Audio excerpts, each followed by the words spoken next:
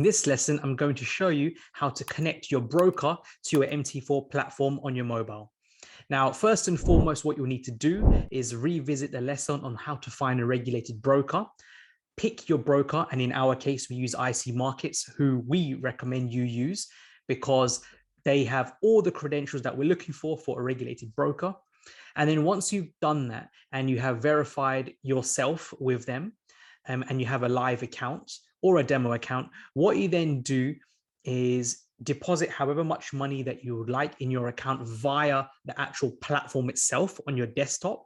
And then once you've done that and you've activated a live account or a demo account, what will happen is that they're going to email you your credentials. So they're going to email you your login details. So it is very important that the email you use isn't the one that has thousands of unread emails in there, because you're after, in particular, the IC Markets email saying your login details. Then you download MetaTrader on your mobile, you open up the platform itself, go to the plus icon, and then you're going to go to login to an existing account.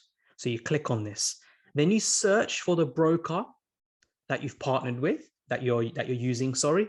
And so in our example, it will be IC Markets. And then on the IC Markets email, they're going to tell you which server to use. And so, for example, we're just going to pick IC Markets. Let's just go down. IC Markets SC Live 21. We're going to click on this. Then you copy the login details from the email. You copy the password from the email. You save the password, and then you click sign in. And then your actual account on your desktop is linked to your mobile platform as well. So now they'll both be linked. So anytime you deposit any money or you withdraw any money from your desktop, it will appear on your history on your actual platform, MetaTrader platform itself.